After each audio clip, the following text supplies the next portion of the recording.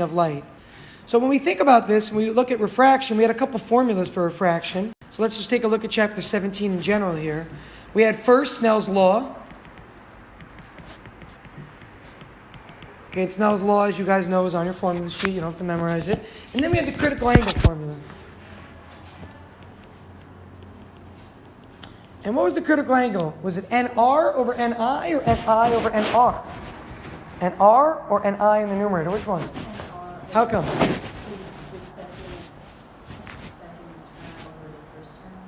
Well, because we're going from pretty much a substance that's slower to air usually for this to happen. And air has an n value of 1, so we need the n value of the air to be in the numerator because the numerator has to be smaller than the denominator. So the second medium, which is air, as Isabella said, is NR, and that's over NI. Again, it's on the formula sheet, so you don't have to memorize it. But what did I mention to you? Anybody remember? What's the quick check you can do on the test? How do you know if you're doing something wrong with these two? What's the indicating factor? You might have seen it in your problem set, in your notes for homework. There was some problems sometimes where if you tried to do this, it didn't work. And there was a reason for it that didn't work. Yeah, if you accidentally switch these, your calculator will say error because you'll end up putting a bigger number in the top and a smaller number in the bottom. It's always going to be a smaller number up top and a bigger number in the bottom whenever you do sine or cosine inverse. It's for all of math, not just physics, okay? Clemence, question? You put your hand up. Okay. So the smaller number needs to be up top, the bigger number needs to be in the bottom. That's an easy way to remember if you're doing it right for the critical angle. Okay, you don't have to even know which is which, really. Never mind. Okay? What else for this section do we talk about? I think of refraction. Did you have questions on the math parts for this on the problem set? Were there any of these that stumped you? I mean, that's why the problem set's due today, obviously, so you could ask questions on it. Any questions on 17? Yeah, take a look. Because I'm trying to think mathematically how much more complicated it can get besides find refracted angle or find the n value and then figure out what material it is. I'll give you a table of values. Or find the incident angle. Or find, they're all just plug and chug right now. But I think there were one or two in the problem set that were a little more complicated. I don't have a specific problem, just like in general for total internal reflection, is that when the incidence angle is greater? Correct, than the critical angle. When the incident angle exceeds the critical angle, you see total internal reflection. Yep, very good. Yeah? In questions 77 and 78, it gave you the NI and the critical angle, and then it gave you NR, but it didn't give you the refracted angle. It was like sine 90. Like, would you just assume that it's sine 90? Well, you're talking about total internal reflection, right? Yeah. When that occurs, the refracted angle is 90 or more. And in class, if you recall, we actually set this equal to 90, and the sine of 90 is 1, and then we just solve that equation. And that's what gave us this statement here. So the critical angle occurs when the refracted angle bends back. So the laser's coming out, right? The refracted angle bends a little bit, but when it bends enough to be 90 degrees, it's back in the water. When it's more than 90 degrees from the normal, it's more than 90, it's internal reflection. So the fact that it's sine of 90 is coming about from the theta value needs to be 90 there. But you don't need to do that work. You can use this formula when you're using the critical angle. You don't have to remember that it's 90 degrees. Let me look at the problem real quick. It gave you the critical angle, but then it asked for NR, because it gave us NR. Okay, so if it's given the critical angle, that's going to go here. We're going to plug in the NI value and then have to solve for NR. So the way to do this, and this is a little bit tricky because we haven't done it yet, how do you get rid of a sine inverse? How do you get rid of a sine inverse? You do the sine of both sides. So when you get rid of sine by doing the sine inverse, it's the opposite operation there. So if I were doing this problem and it told me, you said 77 and 78. Thank you. 77 says, a beam of light traveling in water encounters a boundary. If the critical angle is 81 degrees, what's the index of refraction for the other material? So it says it's traveling in water and encounters another boundary. So water is where it's starting. Water is where it's starting. What's the n value for water? That goes for ni. So for that kind of a problem, I would already have 1.33 here, and then nr unknown in the numerator. And then we were told that the critical angle was 81 degrees. So I would take the sine of both sides. The sine of 81 is going to give you a decimal. The sine of sine inverse, what happens? Cancel out. So I'm left with this over here.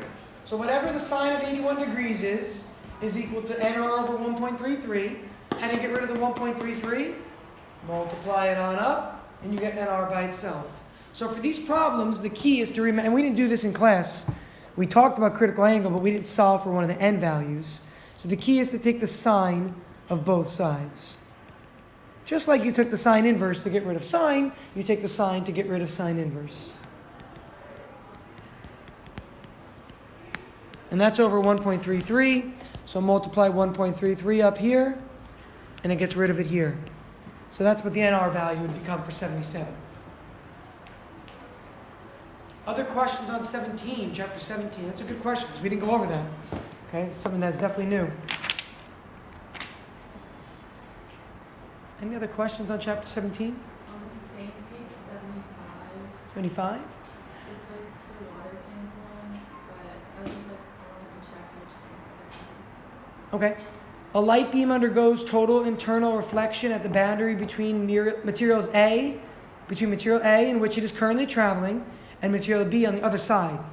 Which material has the higher or greater index of refraction? Well, take a look at this. You can use your formula to know. Right, with the critical angle, we always know that the numerator is smaller than the denominator. So the refracted medium, the second medium, is going to have a smaller value than the incident medium. So material A will have a lower value because it starts in material A. Sorry, material A will have a higher value because it starts in material A than material B, which has a lower value.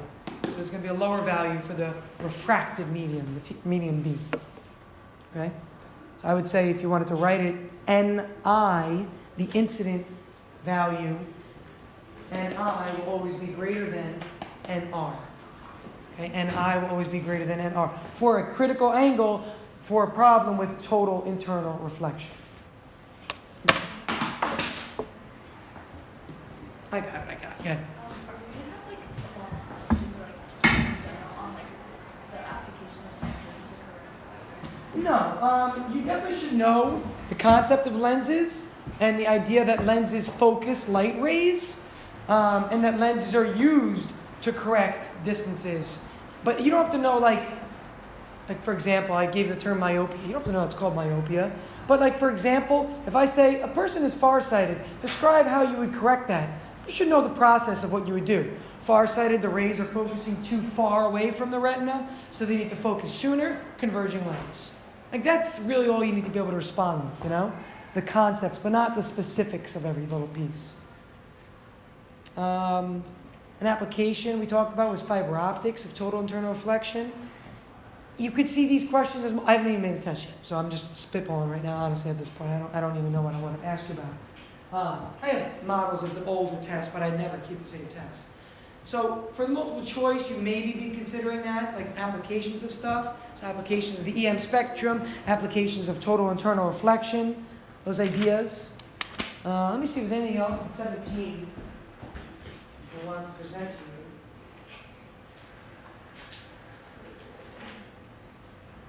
The table you don't have to memorize. I'll be giving that to you, obviously, I said that. You should understand the concept of reflection. That's like the easiest thing we've done all year. Reflection, the angle goes in at, is the angle comes out. That's literally all you need for reflection. We haven't done much more with the law of reflection, which tells you the incident angle equals the reflected angle. And note, please, note to yourself here that reflected is not given by theta r. Okay, some of you made that misnomer on your lab. I'm almost done, by the way, with those labs. So if you want to get them, maybe even later today after school, you could stop by. The labs you did on Snell's Law. Okay, and that could help for this test. That's why I'm saying that. So if you recall, this is the incident angle. This is the refracted angle. Reflected angle is signified with this symbol. Okay? It's not the letter R there, so just please be careful there. The letter R stands for refracted. And a lot of you on the lab, used the word reflected when you meant refracted. You got to know the difference there. Reflected is bouncing off the surface. Refracted is going through the surface and getting bent. Getting bent. Okay?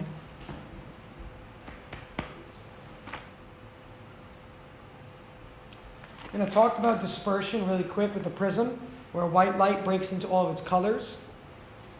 And the phrase is something that's a vocab word, so you should know it.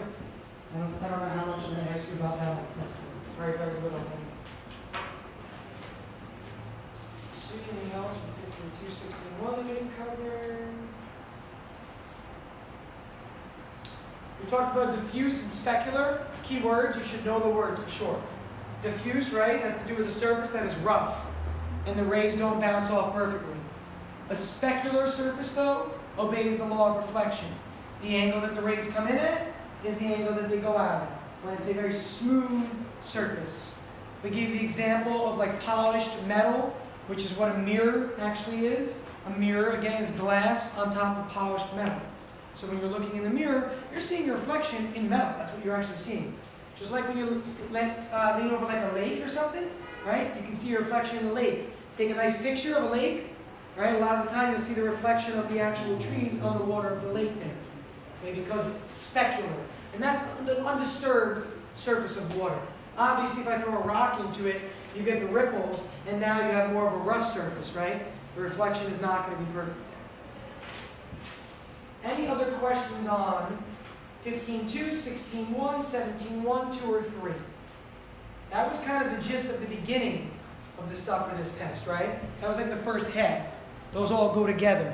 And then we kind of changed focus. We changed gears for a second and said, let's take a look at electricity now. So let's focus on now chapter 19 and 20 at this point. Chapter 19 had to do with the electric charge. The very basic in the beginning of chapter 19 was the concept of what is charge? What physically is charge? And I unfortunately didn't get to show you that Millikan video yet.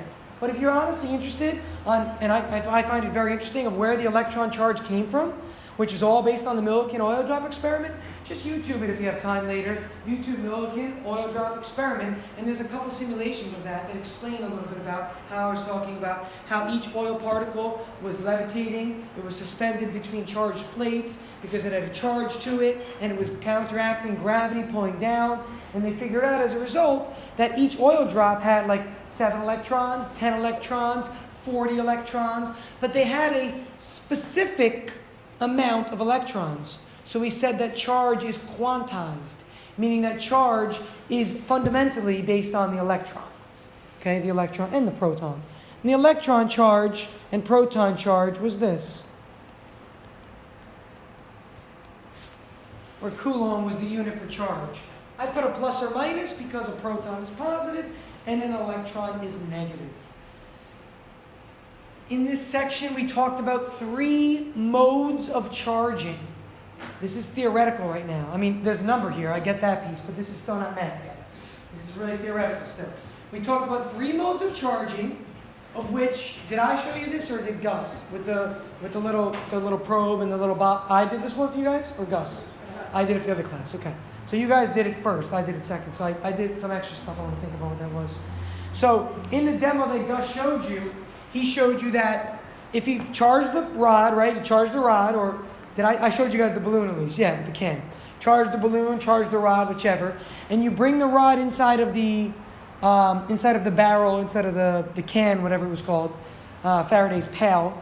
You bring it inside of Faraday's pail. What happened was when I brought a negative charge inside the pail, all the other negative charges in the metal of the pail, they don't want to be near that. So they all moved outside to the surface. Okay, so here's what's happening again. I bring some sort of an object, let's say this is negatively charged, near a surface of something. If I'm a negative charge, I don't want to be near another negative charge. I'm repelled by it. I'm physically repelled. So what happens is that material starts to polarize itself. And you've seen that, you've seen this as the last mode of charging. And we called it polarization. So when I bring this negative charge here, it pulls all the positives. So all of the atoms, they realign themselves. And the surface is temporarily charged. Temporarily charged. So when I take the balloon and rub it. It puts all the negative charge on the balloon. I put the balloon against the wall. Do you notice that when I did it, I kind of held it for a second and then let go? Why do you think I held it for a second? Yeah, because the wall is doing this. The wall's atoms are realigning, and the surface of the wall is getting temporarily positively charged. And the negative charge on the balloon and the positive charge on the surface of the wall are allowing them to attract. And that's what caused the balloon to stick to the wall there. But because the balloon and the wall are both insulators, the extra charge on the balloon or the rod, it doesn't jump onto here. But if these were metal, that extra charge would flow. It would flow right into the thing that has a balance of charge. It would want to flow into what we call like a sink. Remember, the earth is a sink. I use that word. It's a sink for electric charge. Peter, you had a question I didn't answer yet? Yeah, I was going to ask, why is it only temporary polarization? Because what you're doing here is you're not permanently aligning these. You're not. The other one is that's not temporary, is permanent. It's called inducing a charge. So that was when we brought. Remember, we brought this here. Okay. We then hooked up a cable. We grounded the material. And this was metal. It's not this material, which is like this whatever shower board. The material itself is metal. We hook up a wire. Now, if I'm an electron, and the wire is here, the wire is an escape for me. I'm an electron. I want to get away from this negative source. I don't want to be near it. So if I'm an electron and I see a wire, I jump into the wire and flow right out of here. So what happens is, by hooking up a wire to the ground, all the electrons that are abundance, or over here on the right, they flow out. And they flow into the ground. So as a result, what's left if all these are gone now? Only a positive charge. And now, I can take this rod and move it away, and what am I left with only? Positive charges. So inductance, or charging by induction, leaves a charge on that object. Polarization is a temporary charge because of the proximity of another charged object. Okay? It's a temporary realignment of the poles. But if I induce charge and those electrons leave, now there's an abundance of protons. It's got to have a positive charge. And then there's the last mode of charging. So there's inductance there, what we just showed. There was polarization, where they just changed their poles.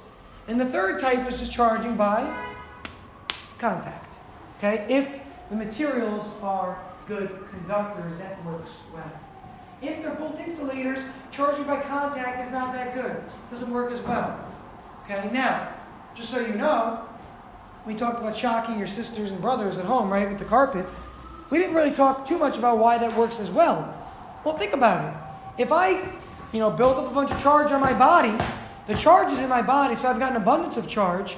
The human body is a natural conductor, not like metal is though. So because St. Peter is a human conductor, a natural conductor, and I have this extra surplus, the minute I touch you, that flow goes from me into you. That's where that charge is coming from. So because I had a surplus built up, and because you are naturally like a neutral charge or a neutral state, it's going to want to flow into your body. Doesn't mean all of the extra charge on my body flows into you. It could be part of it, not all of it. But the charging by contact works well when both objects are conductors. If something gets charged that's like neutral, does the charge, I think it was with the earth, or maybe it was the universe, it was the earth, does it like change? But it doesn't change, right? Okay, so conservation of charge tells us that in the whole universe, there's a certain quantum amount of charge. Now, if I lose 5 electrons, something has to gain those 5 electrons, but the whole universe is still the same it was at the start. Yep? It's a good question. Okay, so conservation of charge tells me that charge can move, but it cannot be created nor destroyed, just like energy. There was a question in your problem set and homework that talked about if a lightning bolt or if some certain charge has this much coulombs, how many electrons is that? Do you remember that one? Or there was another problem that said there's an abundance of charge, i.e. there are 150 electrons and only 120 protons. What's the net charge on that object? Well, how many extra electrons would there be? 150 electrons, 120 protons, means there's 30 more electrons. Each electron has that charge. So if you want to find the overall charge of an abundance of 30 electrons, What do? Multiply. There it is. Take that number and multiply. That's all you got to do. Okay, so if there's 30 electrons, take 30 times 1.6 times 10 to the negative 19. That's how much abundance of charge you would have.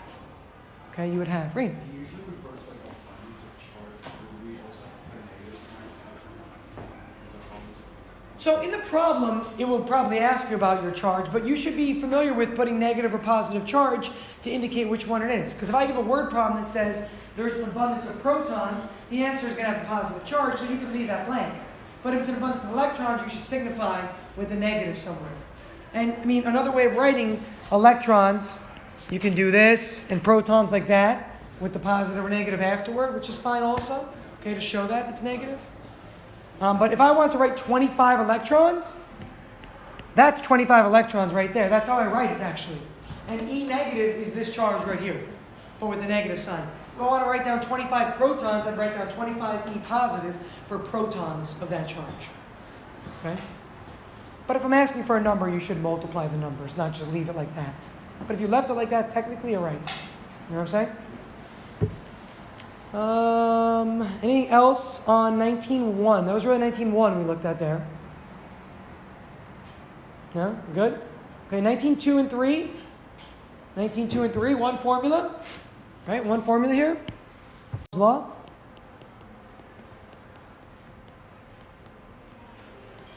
Okay, and this is a formula, again, that is very similar to the next section, which is 20-1 with electric fields. Very, very similar. But it's important that we write down what the Q values represent here. Q1 and Q2 are, what are they again? The test charge of the source. Wait like 5 minutes and hold that thought. That's the next section. Yeah. For this case, Q1 and Q2, what do we call them? The two charges. Just two arbitrary charges. For electric fields, we call one the source because it's a very strong field, and the other thing we call the test charge, which we're going to talk about in the next part. So for now, these are two arbitrary charges. In your examples, you've had examples that say, charges lie along the x-axis at 8 centimeters, 12 centimeters, and 15 centimeters. Find the net force acting on one of the objects as a result of the other two. There's no other way for me to ask that question. There isn't. I can't ask it any other way. So all I'm going to do is change up numbers. The gaps between the particles are going to change. The charges are going to change. Maybe the prefixes will change. Instead of nanocoulombs, I'll give you micro. Or instead of micro, maybe I'll give you milli. So you got to know your prefixes, like I keep saying, but there's not anything that's going to change about the nature of the problem, about the approach you would take to solve. Okay, so a two-particle system, very easy. Two particles, you literally plug in. You plug in the distance between them. Okay, whatever R is the distance between them. You plug in Q1, you plug in Q2. Your constant is given on the formula sheet. There's nothing you can do wrong here besides knowing if it's attractive or repulsive, or making a calculator mistake. Okay, and I can see that happening if you're not practicing this enough. Yes, Sarah? How can you tell if it's attractive or repulsive? Look at the sign of the charges. So if I have a positive, negative, what does that mean, Sarah? What do opposites do? Yeah, that's your answer right there.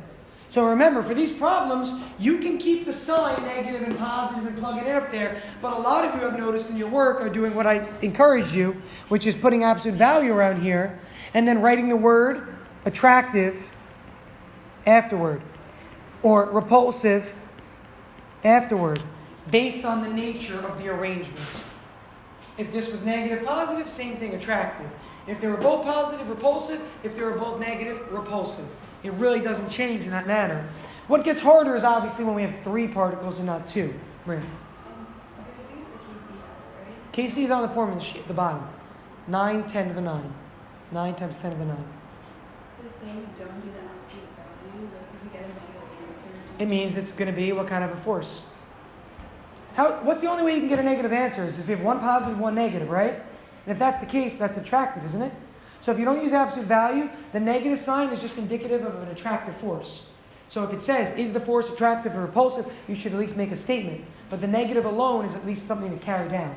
So if you don't have the absolute value. But I personally would just use absolute value for all these because with the three-particle system, you're definitely using the absolute value. So to be consistent amongst all these problems, it might be useful and beneficial to always use absolute value.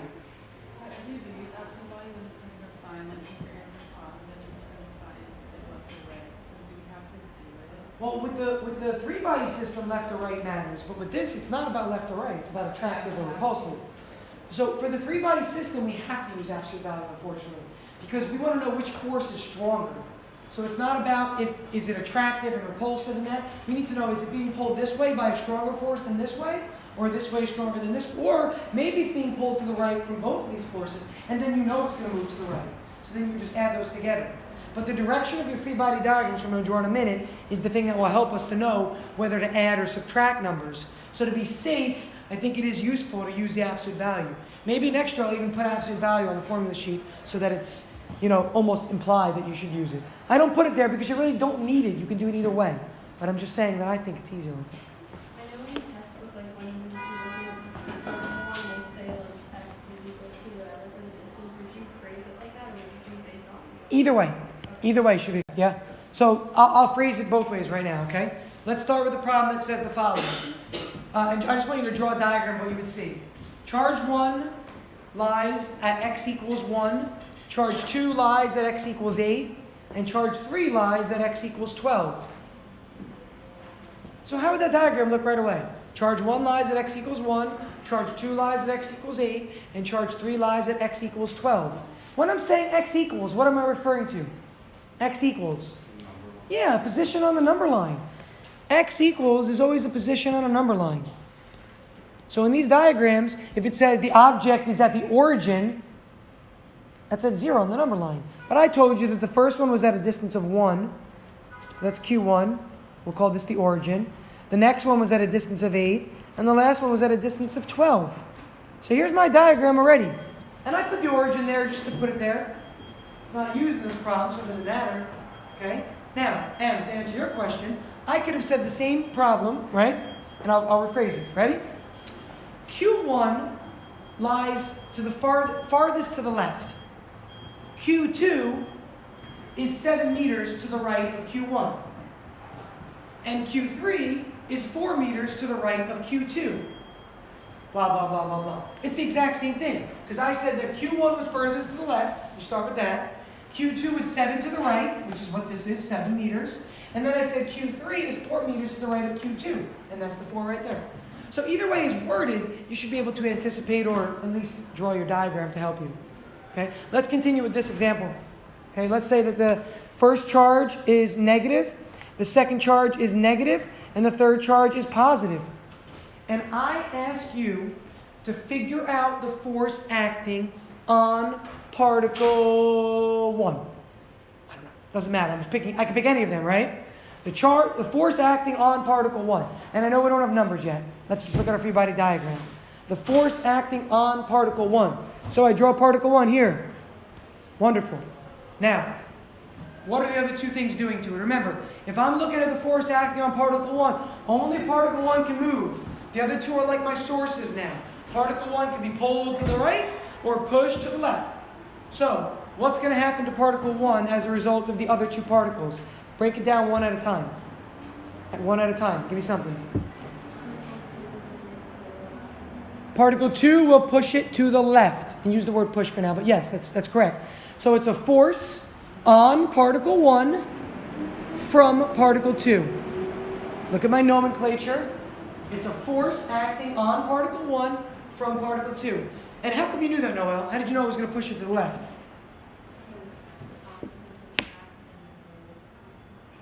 And likes repel. So these are likes, so it's going to naturally repel particle 1 that way. What about particle 3? Somebody else. What about particle 3? What's it going to do to particle 1? Pull it to the right. Yeah, it's going to pull it because opposites attract. This is positive, this is negative, it's going to pull it to the right.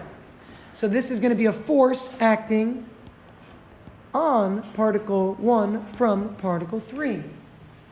Again, a force acting on particle 1 from particle 3.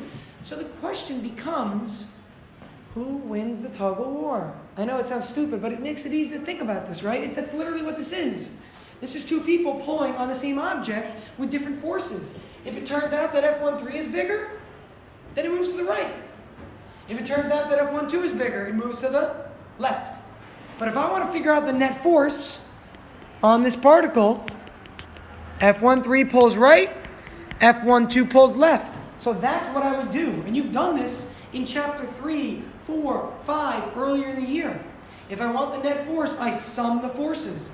Any vectors to the right are positive. Any vectors to the left are negative. That's literally what you see right here. Okay? Now, for these problems, we need to make sure that we understand how to find out what these numbers are.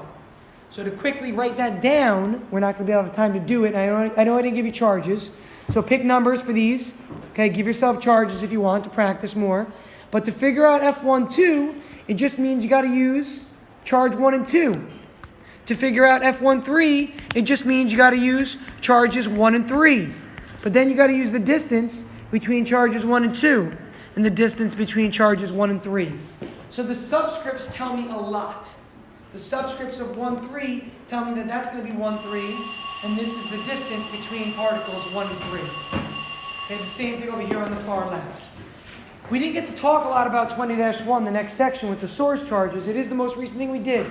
You have homework for that. That is due on the day of the test. You have a lab based on that is due also soon. So I would highly recommend practicing those things so that you're prepared for this test. And if you want to come see me, you can. I don't see you guys Monday. I don't see you guys Tuesday. It's really sad. I like this class a lot. So please, on Wednesday, if you want, come in for office hours. Wednesday morning we have a test, but you can still come in for office hours. Your test is during a double period. So you'll have the first full period, and I'll probably give you a little time into the second if the test runs a little long. Okay? All right, have a good weekend, guys. Please focus in all of your classes, not just here. Not just here. Please focus in all of your classes going forward.